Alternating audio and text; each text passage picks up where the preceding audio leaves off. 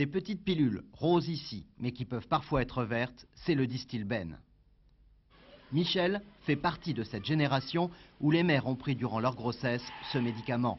Pour qu'elle puisse avoir un enfant après une première fausse couche, les médecins ont dû imposer à Michel un repos total. J'ai dû rester allongée pendant tout le temps de la grossesse et principalement à partir du 4e mois, allongée 24 heures sur 24. Et puis bon, après j'ai été hospitalisée les 2 derniers mois. Ici, dans la famille Herouet, le spectre du Distilbène est encore plus fort. 4 enfants sont atteints de malformations génitales à cause de ce médicament. Du coup, Astrid a peur de faire un jour un enfant. Puisque ma mère a pu subir, s'il faut recommencer la même chose, c'est sûr qu'on se demande si éventuellement ça vaut vraiment la peine de... Enfin, si c'est possible d'arriver à faire quelque chose de bien.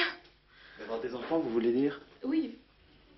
Plus de 10 ans après son retrait du commerce, on a encore bien du mal à parler du Distilbène.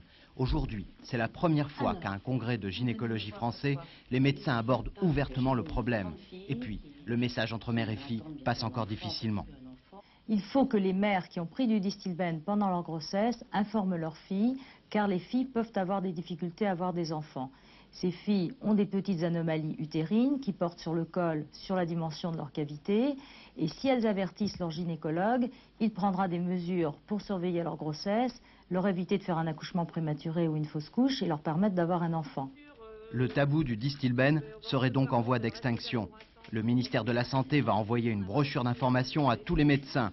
À eux maintenant de redonner confiance à toute cette génération de femmes victimes du Distilbène. Chaque vendredi, nous consacrons